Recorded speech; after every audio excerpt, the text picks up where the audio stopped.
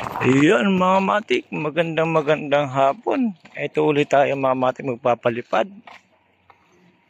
Ayan, maulan. Ngayon lang tumitila yung ulan mga matik. So ngayon mga matik magpapalipad tayo ng tinatawag na Gurion de Bandera mga matik. Gurion siya pero banderang puwetan, mayroon siyang buntot na bandera.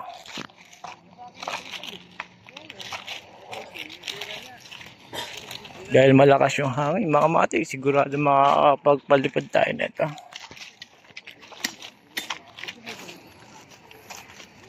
Yan, mga matik, mukhang busy mga tao dito magbaklas.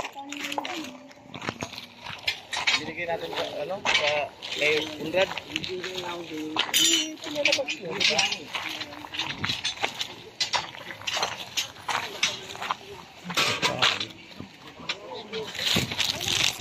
Kahoy, maganda tong kahoy mga matik. Ayan mga matik, dito tayo. Magandang kahoy yung gamit.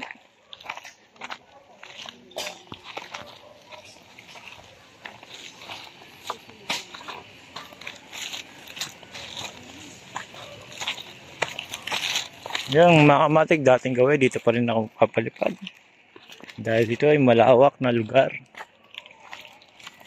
Kahit na may sasabitan ng saging, okay lang, mababa lang naman yung mga matik. Pero so pagka nagpalipad kayo, sumabit yung sa ringgola yung mataas na puno, huwag yun ang kunin, mahirap na, baka kayo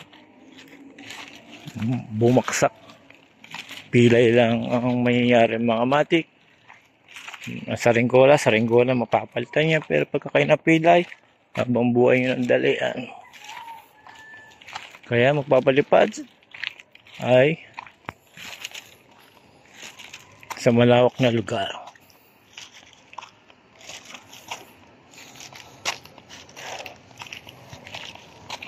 Yan mga matiks, sa setup lang.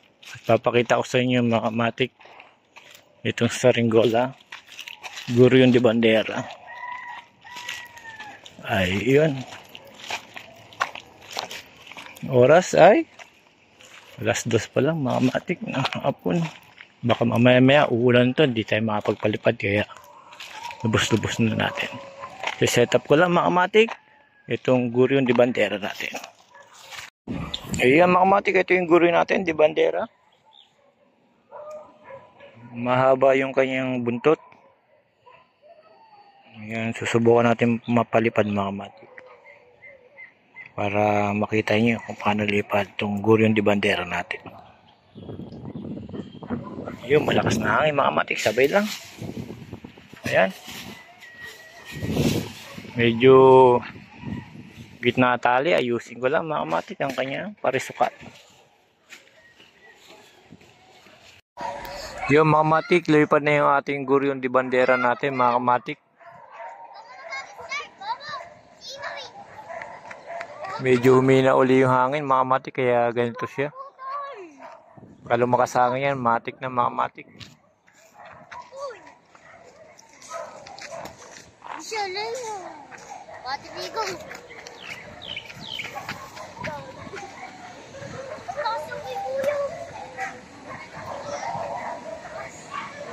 Yun mga matik, nawawala siya ng hangin.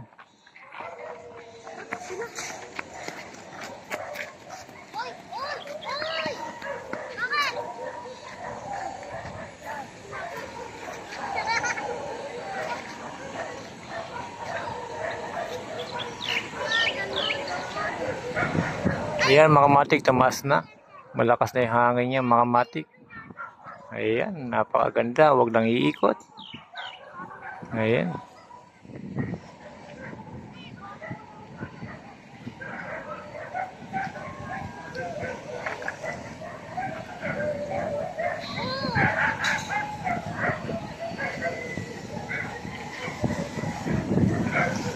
Ayan, malikot na siya mga matik dahil sa hindi ko siya ginit na mga matik yung kanyang tali. Ayan, kayang-kaya naman yung lakas ng hangin niya.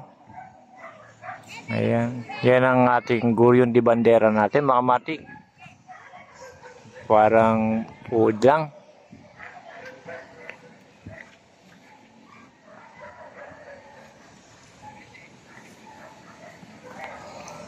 Kaya lang mga kamatik, pumapatak na ulan. Kailangan na natin siguro ikirit. Sinum ko lang siya mga kamatik, pero kung di ko siya isusum, hindi nyo makikita.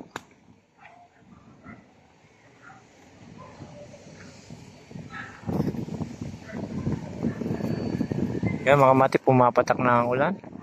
Medyo iyaano natin mga kamatik. Ikirin na natin. Baka tayo mabutan.